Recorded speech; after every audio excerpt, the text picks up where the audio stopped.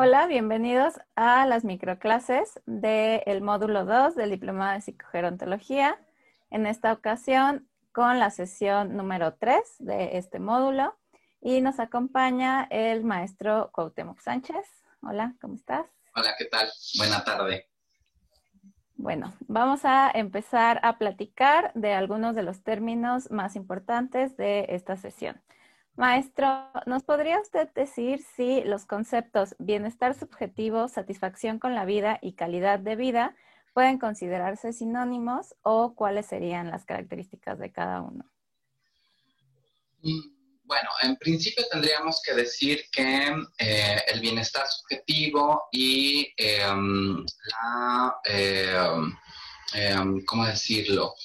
La satisfacción con la vida son meramente conceptos, digamos, implicados en el ámbito psicológico y por lo tanto completamente subjetivos en comparación con lo que sucede con el concepto de calidad de vida, que normalmente se entiende como un concepto multidisciplinar o asociado a la multidisciplina, es decir, en donde están involucradas no solamente la psicología, sino muchas otras disciplinas o subdisciplinas científicas, como la medicina, como la sociología, como la historia. Luego entonces no podemos equipararlos, por supuesto no son sinónimos, aunque de manera tradicional pues se utilizan como sinónimos o incluso estos conceptos como calidad de vida, bienestar subjetivo o satisfacción con la vida, se utilizan de manera entremezclada en algunos de los documentos asociados al envejecimiento. Es el caso, por ejemplo, de la Declaración de Madrid en el 2002 o con el Plan de Acción sobre Envejecimiento Activo, en donde el conjunto de estos conceptos, ¿no?, nos llevan a entender, a definir, a establecer una serie no solamente de conceptos, sino también de variables y contextos asociados al envejecimiento activo. Sin embargo, no son sinónimos, por lo tanto, tampoco son equiparables. Ok, también, bueno, ahorita acabo de hacer mención del envejecimiento activo. ¿Cómo es que estos conceptos se relacionan con este término de envejecimiento activo? Lo que sucede es que cuando hablamos o comenzamos a revisar una serie de elementos asociados a lo que se considera el envejecimiento activo, lo que vamos a encontrar son en estas descripciones o en estos elementos que integran el envejecimiento activo, vamos a encontrar aspectos asociados a componentes meramente psicológicos, como lo son el bienestar subjetivo o la satisfacción con la vida, y también vamos a encontrar elementos asociados a la calidad de vida. Es decir, nuevamente, el conjunto de los aspectos asociados a bienestar subjetivo, a satisfacción con la vida y calidad de vida es lo que conforman o conformarían el concepto de envejecimiento activo.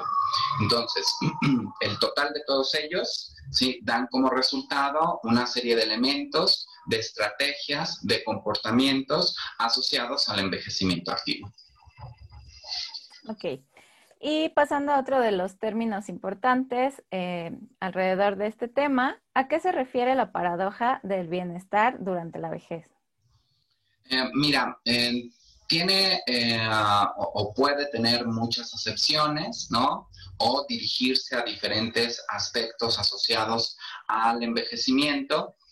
Sin embargo, ¿no?, una de las características principales asociadas a el bienestar subjetivo o la satisfacción con la vida es que se ha encontrado en diversas investigaciones, ¿no?, sobre todo para tratar de desmitificar el asunto de esta vejez asociada a la decrepitud, a la soledad, a una mayor frecuencia de estados depresivos llegada a la vejez, es que si bien es cierto, no podemos negar la materialidad de los cuerpos, no podemos negar el proceso de envejecimiento en ninguno de, digamos, de los momentos de la etapa de vida de las personas llegado o iniciado el proceso de envejecimiento, dado que las capacidades, la funcionalidad física, por ejemplo, de una persona de 60 años no es comparable con la de una persona de 80 años y más, ¿no? Considerando que a partir del envejecimiento avanzado, es decir, a partir de los 80 años, por supuesto, la disminución de algunas capacidades, tanto físicas como cognitivas, y por supuesto también la participación social de las personas mayores puede disminuir, ¿sí? No podemos negar eso. Sin embargo, ¿no? Desde estos estereotipos y prejuicios asociados a la vejez y el envejecimiento, se ha creído, se ha pensado o se piensa comúnmente que las personas mayores, dado el cúmulo de digamos, esta disminución de estas capacidades a lo largo de todo el proceso de envejecimiento o el envejecimiento, digamos, más avanzado, se piensa que las personas mayores tienen niveles de satisfacción con la vida o de bienestar subjetivo muy bajos, ¿no? Que están incapacitados para casi para vivir emociones positivas y constructivas en estas etapas de la vida o edades asociadas al envejecimiento avanzado. Y lo que se ha encontrado en las investigaciones es todo lo contrario. Es decir, que las personas mayores o las personas mayores de 60 años, independientemente si se encuentran en los 60, en los 70 o incluso en los 80 o más allá, vivencian una serie de emociones positivas y constructivas igual o casi igual o de la misma manera que poblaciones más jóvenes, ¿sí? Y esto es precisamente, ¿no?, la paradoja de la vejez, es decir, o del envejecimiento. Es decir, cualquier persona en una lógica, ¿no?, muy lineal, muy conservadora, ¿no?, pensaría efectivamente que en la medida en que que van apareciendo una serie de pérdidas asociadas al proceso de envejecimiento, pues las personas, por lo tanto, o en consecuencia, ¿no?, estarían en una posición o en una disposición emocional a vivirse, digamos, de manera no positiva, ¿sí? O con emociones asociadas a la tristeza, al anhelo, a la dependencia, ¿sí? O incluso generando cuadros de depresión clínica. Y sin embargo, la evidencia en muchos estudios, ¿sí?, menciona que no es así, que paradójicamente, aunque el envejecimiento y particularmente el envejecimiento avanzado representa una serie de pérdidas a nivel físico, a nivel cognitivo, también a nivel social y relacional, pues en realidad la vivencia de emociones positivas se mantiene estable, ¿no? O incluso se ha encontrado que es igual o mayor que en personas de edades más jóvenes o en poblaciones, en comparación con poblaciones de edad de menor edad. Eso es lo que representa la paradoja de la vejez y el envejecimiento. Muy bien. Y entonces, ¿qué elementos podríamos decir que son los que están asociados a esta satisfacción en la vida que podemos observar en la vejez? Mira, de manera general, nosotros tendríamos que tener presente lo siguiente, ¿no? El bienestar subjetivo, en principio, tiene que ver con la satisfacción general que las personas encuentran con su vida, haciendo una comparación entre el estado pasado y el estado presente. Hay dos variables más que tienen que ver con la frecuencia en la vivencia del afecto positivo y la infrecuencia en la presencia del afecto negativo, ¿sí? Digamos que estas tres variables nos llevan a, digamos, entender, ¿no?, que la posibilidad de vivir, llegar a la vejez a vivenciar una salud mental óptima, ¿sí? Se asocia luego entonces a partir de estos tres elementos asociados al bienestar subjetivo con, si puedo plantearlo de manera general, ¿cómo decirlo? De manera general con tres aspectos. El primero de ellos tiene que ver con la posibilidad de seguir participando social y culturalmente en su contexto próximo cercano, que es tanto en la familia como en la comunidad. Tendríamos que considerar también otro aspecto, ¿no?, dentro de estas variables, que está asociado a la funcionalidad física y la buena salud. Pero en este sentido, o para esta variable específicamente, tendríamos que considerar los dos niveles, tanto a nivel subjetivo como a nivel objetivo. Es decir, ya no basta solamente con que la persona se perciba a sí misma con un buen estado de salud, sino que efectivamente haya un estado de salud que sea mínimo, que le permita, digamos, seguir teniendo un nivel de funcionalidad que de la misma manera impacte, ¿sí?, a la variable anterior, es decir, la posibilidad de seguir colaborando o participando socialmente en estos dos ámbitos, en el familiar y en la comunidad. Y finalmente, ¿no?, la tercera variable tiene que ver con un aspecto meramente subjetivo que está asociado a la forma en cómo se percibe esta persona, ¿no?, en donde podemos encontrar aspectos asociados a la posibilidad de autocontrol, por ejemplo, ¿sí? La posibilidad de una estructura que hable de un sentido de autoeficacia en la vejez, ¿sí?, del cumplimiento de ciertas metas para esta persona en relación a determinados objetivos, por lo menos en el tiempo próximo inmediato, ¿sí? Ya no como en otras etapas que las personas, ¿no?, los adolescentes, los adultos jóvenes, planean para, no sé, 5 o 10 años, ¿sí? Esta posibilidad de poder planear en la vejez en el tiempo próximo cercano, pues estaríamos hablando entre 6, un año, año y medio, no más. Porque, digamos, es el tiempo más o menos en el que la persona percibe que tiene control, ¿sí?, sobre sí mismo en relación a esta variable tiempo.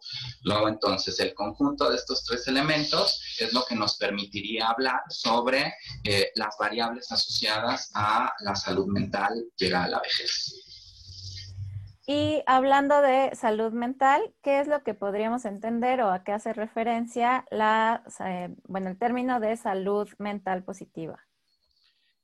Mira, creo que en este sentido, ¿no?, en relación al concepto de salud mental positiva, podríamos agregar tres aspectos, ¿no?, específicamente asociados a lo que acabo de mencionar, que tiene que ver con la posibilidad de contar con, no sé si la palabra adecuada sea contar, sino mantener un estado de funcionalidad física, ¿sí?, digamos, óptimo o adecuado, que permita por lo menos el asunto o llevar a cabo las actividades de la vida diaria y las actividades instrumentales de la vida diaria para no generar dependencia, ¿no? Número uno. Número dos, el asunto de o el aspecto de poder generar desde sí mismo y para sí mismo, ¿no? Niveles de emoción positiva, ¿no? O por lo menos una mayor frecuencia de emoción positiva en comparación de la frecuencia de emoción negativa. Y finalmente, ¿no? Que estas dos variables nos permitan establecer relaciones sociales adecuadas con nuestro entorno, nuevamente a nivel familiar y con el nivel comunitario, ¿sí? Ok. Y hablando de esta emoción positiva, ¿qué efectos son los que se han observado al mantener o al estar presente esta emoción positiva en la vejez? Bueno, son muy interesantes los resultados asociados a la emoción positiva en la vejez, ¿no? En principio, lo que se puede encontrar en los estudios o lo que demuestran los estudios es que la emoción positiva funge en principio como una variable predictiva de la buena salud, ¿no? A lo largo de la vida. Y específicamente en la vejez nos habla esta predicción en relación a no solamente un buen estado de salud, sino también en consecuencia, en la medida en que hay un buen estado de salud, también nos habla de longevidad. Es decir, se ha encontrado que la permanencia de emoción positiva en las personas mayores prolonga o extiende los años de vida que se pueden vivir. En sentido estricto asociado a la salud de las personas mayores, la emoción positiva, ¿no? También se ha relacionado y correlacionado fuertemente en relación a la prevención de discapacidad, por ejemplo, ¿sí? Si ya existe algún evento que pudiera ser altamente discapacitante o tener como consecuencia una discapacidad para la persona, al parecer la emoción positiva, ¿no? Sirve como especie de contención, por supuesto, a nivel emocional, que lleva a la persona a elevar procesos de motivación lo suficientemente fuertes o elevados que le permita modificar el comportamiento y en consecuencia accionar de mejor manera en los procesos de recuperación o rehabilitación. Eso podría mencionarse también. En otros estudios tan sencillos o un poco menos complejos en relación a estos procesos del cuál es el impacto en la emoción positiva, ya no hablando necesariamente de los años que prolonga o bien las posibilidades de recuperación ante un evento altamente discapacitante. Se pueden encontrar, por ejemplo, estudios en donde con grupos comparados se encuentra que aquellas personas que no solamente se esfuerzan por mantener esta emoción positiva o generarla a partir de su contexto y sus experiencias, es que reducen el número de visitas a contextos médicos, ¿no? O a sus clínicas de atención primaria y por lo tanto también se da una suerte de menos presencia de enfermedades, digamos, comunes, ¿no? Por ejemplo, gripa. ¿Sí? También se ha encontrado entre los hallazgos asociados a la emoción positiva como resultado, ¿no? Asociado a la salud, es que mantiene, ¿no? en un nivel óptimo el sistema inmunológico de las personas mayores. También, al parecer, favorece el funcionamiento del sistema endocrino, ¿no? Y esto pensando un poco en las personas que ya tienen un diagnóstico de alguna enfermedad crónico-degenerativa, ¿no? Como la diabetes. Entonces parece, ¿no? Que hay una fuerte asociación sobre la emoción positiva, sobre el estado concreto de salud de las personas mayores. Y esos son hallazgos no solamente interesantes, sino muy reveladores sobre la infrecuencia o frecuencia de emoción positiva llegada a la vejez. Por supuesto, no solamente tiene que ver con la presencia o no sino cómo el contexto en el que vive la persona, ¿sí? Favorece o no la presencia y el mantenimiento de estas emociones positivas, que están completamente asociadas con las variables que mencionaba anteriormente en relación a la salud mental de las personas mayores, ¿no? O del envejecimiento. Claro que si nosotros pensamos que una persona mayor aún logra mantener o tiene en sí misma una buena funcionalidad a nivel físico, ¿no? Tiene una buena percepción de sí mismo en relación a ciertas capacidades como autocontrol del contexto, ¿no? Sentido de autoeficacia, una buena planeación, aunque sea en el periodo de tiempo próximo inmediato, pues esto retribuirá el conjunto de estas variables, retribuirá de manera positiva para generar, mantener y estimular estas emociones positivas. Y en consecuencia, ¿no? Retribuir en todos y cada uno de los elementos que ya he mencionado, los cuales están asociados a las emociones positivas y la salud de los mayores. Bueno, todos estos términos de los que hemos hablado, pues vienen de la psicología positiva, ¿no? Desde esta perspectiva, ¿qué significa el concepto de sabiduría y si existen algunos elementos que estén concretamente asociados a este concepto? Bueno, habrá que decir que el concepto de sabiduría,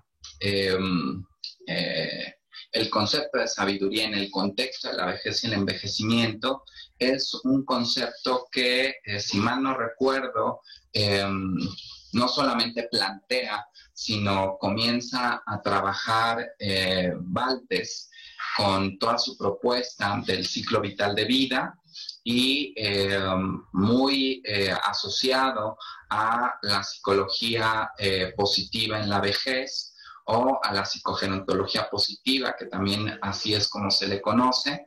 Y no solamente es un concepto teórico, sino que es un concepto el cual este autor y por supuesto todo su equipo de trabajo a través del Instituto Max Planck de Berlín, ¿sí? Comienza a documentar a través de investigaciones formales y lo que él encuentra asociado a este concepto y que la mayoría de los teóricos asociados al tema del envejecimiento y la vejez coinciden, ¿no? O llegan a establecer cierta coincidencia, es que el concepto de sabiduría asociado en la vejez tiene que ver, número uno, con la acumulación de una serie de conocimientos que permiten a las personas abordar la vida o abordar la existencia. Otros, quizás de manera más textual en relación a la definición, lo entienden como aquel conocimiento acumulado de manera pragmática, ¿sí? Para solventar las situaciones problemáticas en la vida cotidiana. Y si nosotros, digamos, le damos un poquito de vueltas en relación a este concepto y a la definición o definiciones de este concepto que giran, ¿no? Hacia el mismo lugar, pues por supuesto que podemos no solamente decir, sino atribuir que efectivamente, ¿no? Llegada a la vejez, dada la acumulación de una cantidad de años, ¿sí? Y que además, digamos, la existencia de esas personas en sí mismas son evidencia de que han podido sortear o solventar una serie de problemáticas asociadas al ciclo vital de vida o a su propio ciclo vital de vida, que ahí hay un conocimiento acumulado que precisamente les ha servido, ¿no? Para llegar al lugar en donde están, ¿sí? Sea a los 60, sea a los 70, sea a los 80. Por supuesto que en la medida en que se van ganando años o décadas, en teoría, este conocimiento pragmático para abordar la vida también se incrementaría, ¿no? De ahí también que este concepto asociado de la emoción positiva, ¿sí? O de la emoción positiva esté asociado a este concepto de sabiduría. Es decir, en la medida en que las personas también van ganando años, también se va dando una suerte, ¿no? O la posibilidad de gestionar de manera más adecuada las emociones asociadas a los eventos o a los acontecimientos que se van presentando a lo largo de la vida. Si nosotros pensamos, ¿no?, los acontecimientos que han vivido las personas mayores a lo largo de su existencia o en los últimos 70, 80 años, vamos a encontrar de manera tácita y concreta que han sorteado una serie de problemáticas a nivel mundial, pero a nivel contextual, pensando en el territorio específico que habitan. Crisis económicas, contextos históricos que impactaron al mundo de manera universal, pensando en la Primera o en la Segunda Guerra Mundial, en algunos otros países guerrillas, por ejemplo, ¿sí? En otros países catástrofes naturales como terremotos, etcétera, ¿sí?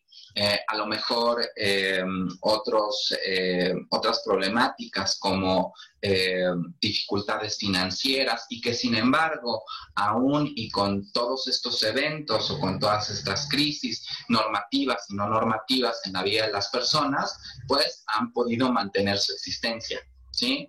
Ahí se presupone, se entiende bajo este concepto, que hay un conocimiento pragmático para solventar la existencia y abordar las problemáticas que la misma vida plantea y salir avante, ¿no? Ese sería precisamente como una visión general de lo que se entiende por el concepto de sabiduría.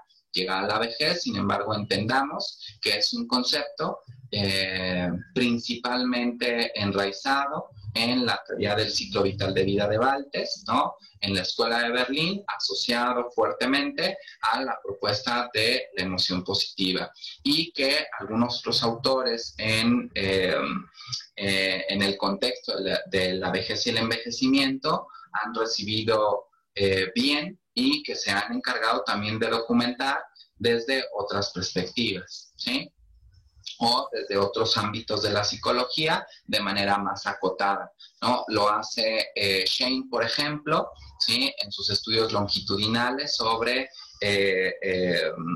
digamos, del cómo se ven afectadas o no las estructuras cognitivas o competencias cognitivas, y él retoma los resultados de su estudio para abonar específicamente a este concepto de sabiduría.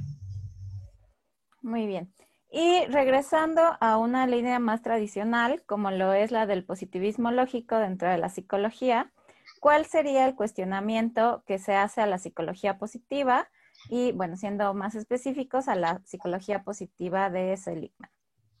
Bueno, tendríamos que decir en principio, ¿no?, que la psicología positiva como movimiento, ¿no?, dentro de la psicología en general es relativamente nueva, ¿no?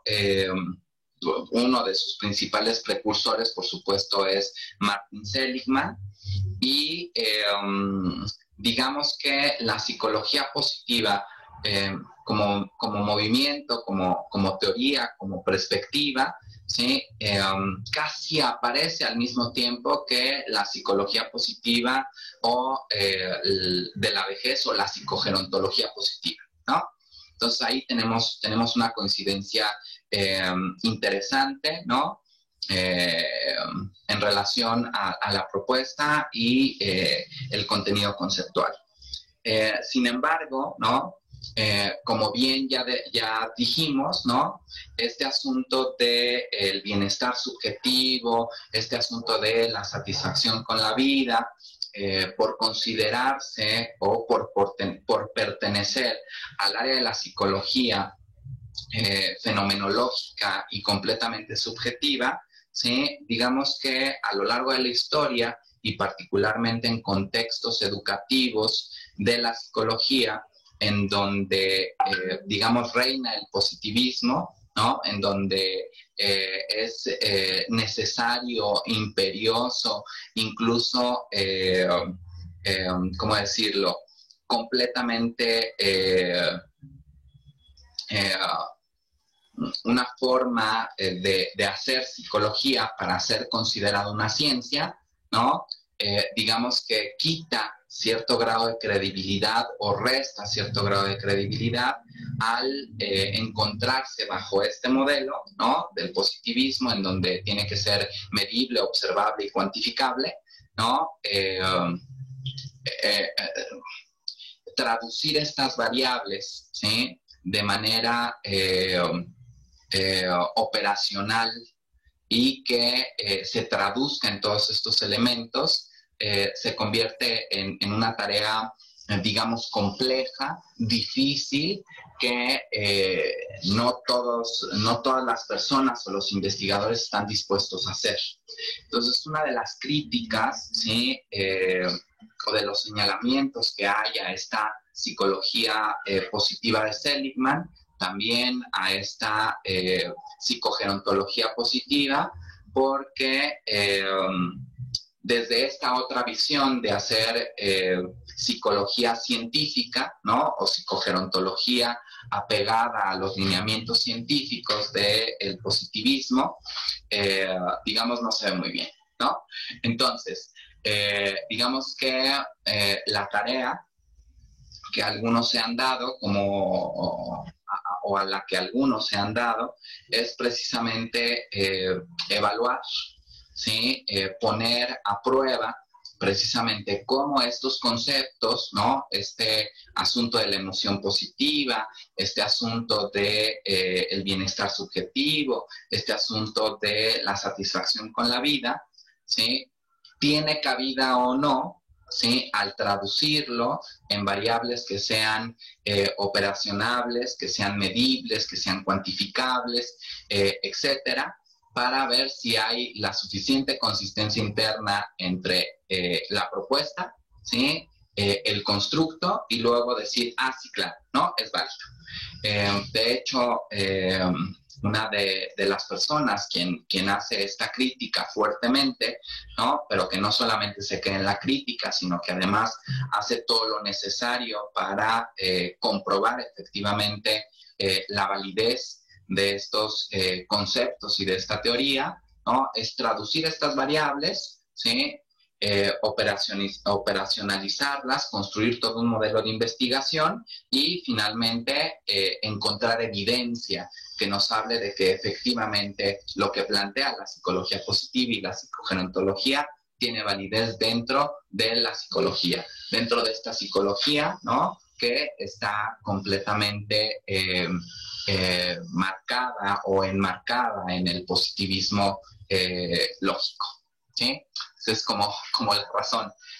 Sin embargo, no todas las escuelas, no todas las facultades apuntan a esta orientación únicamente. Lo que hemos visto en los últimos 40 años es que comienzan a tomar fuerza estas otras posturas, estas otras formas de entender a la persona, al individuo, a sus comportamientos, a su estructura subjetiva, etcétera, y comienza a hablarse más de esto otro, sin restar, por supuesto, la importancia, ¿no? O la validez que tiene el pensar en estas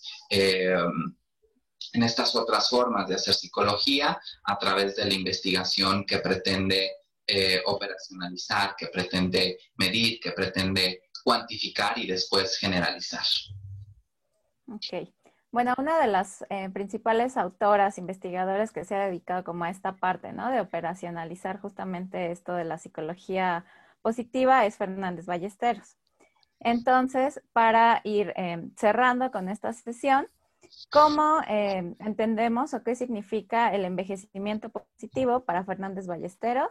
Específicamente en el 2007 hizo como esta definición, ¿no? Entonces, ¿qué podemos entender por este término?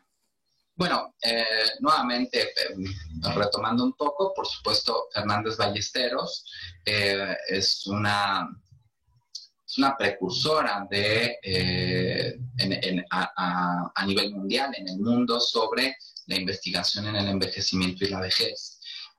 Por supuesto, las aportaciones que ha realizado han dado mucha luz en relación a el envejecimiento y la vejez en España y en el mundo. Ella, por supuesto, ¿no? Más enmarcada en en esta perspectiva o orientación positivista, ¿no? Plantea una serie de aspectos o de elementos, ¿sí? Asociados a lo que ella entiende como envejecimiento óptimo. Sin embargo, ¿no? Algunos de estos elementos que ella plantea como necesarios, indispensables para favorecer este envejecimiento óptimo, este envejecimiento positivo, este envejecimiento exitoso y saludable, ¿no? Incluye variables, tanto de lo que ya hemos discutido, ¿no? Variables asociadas al bienestar subjetivo, variables asociadas a la calidad de vida, variables asociadas a la satisfacción con la vida, ¿sí? Y bueno, ella construye todo un modelo. Sin embargo, es necesario decir que el modelo se integra de todos estos aspectos que ya hemos mencionado, asociados a la psicología positiva de Seligman, asociados a la propuesta de la psicogerontología positiva de Baltes, asociados a, sobre todo para valorar el asunto del afecto positivo, a la teoría socioemocional de la selectividad socioemocional de Carstens, ¿no? Es decir, nuevamente, de manera muy inteligente lo que hace Ballesteros es cuestiona la propuesta, ¿sí? No se queda en el cuestionamiento, sino que comprueba que efectivamente la propuesta teórica tenga utilidad, ¿no? Traduciéndola a un contexto positivista, y después, ¿no? Construye, ¿no? Trata de empalmar o comprobar cuál es su utilidad práctica para lo que ella ha realizado como propuesta. Y bueno, después de esta introducción, vamos como al planteo, ¿no? No los voy a decir en orden, no sé si los recuerde como tal en orden, pero en principio, por ejemplo, lo que ella plantea es una buena salud física, ¿sí? Que abogue tanto o que se relacione pues tanto con la funcionalidad como con esta salud o esta percepción de salud a nivel individual, ¿no? Es decir, aquí incluye tanto lo objetivo como lo subjetivo. La funcionalidad, el poder levantarnos de una silla sin que alguien nos ayude, caminar, desplazarnos dentro de la casa de un lugar a otro, realizar las actividades de la vida diaria y las actividades instrumentales de la vida diaria, nos hablan de aspectos específicos de esta funcionalidad desde el aspecto objetivo. Y en relación a el cómo percibo yo mi salud, ¿no? Tiene que ver con estos elementos subjetivos, ¿sí? En relación a cómo el sujeto, el individuo, se mira a sí mismo, ¿no? Ella incluye los dos aspectos. Tenemos otro elemento más que ella plantea, que tiene que ver con, por supuesto, una de sus líneas más importantes de investigación, que ella coloca como una máxima activación cognitiva, ¿sí? Y cuando ella dice máxima activación cognitiva, se refiere a la posibilidad de que los individuos, las personas, ¿sí? No solamente llegar a la vejez, sino durante todo el ciclo vital de vida o curso de vida, como quieran llamarle, ¿sí? Se da una serie de situaciones o de contextos favorables para estimular todas y cada una de las capacidades cognitivas, ¿sí? Por supuesto, aquí estamos hablando, ¿no? De sujetos o de personas que cuentan con una buena salud mental, ¿sí? Aquí estaríamos excluyendo a todas las personas que tienen un diagnóstico asociado a una demencia, cualquiera que ésta sea, o bien que se presume tienen ya factores asociados a daño cognitivo, ¿sí? Sin embargo, aunque ya lo tengan, eso no quiere decir que no se pueda establecer una serie de estrategias para bien disminuir el impacto o bien desacelerar o impedir que la enfermedad o sus manifestaciones se presenten de manera acelerada en el tiempo, ¿no? Ese sería el segundo, la máxima estimulación cognitiva. El siguiente, ¿no?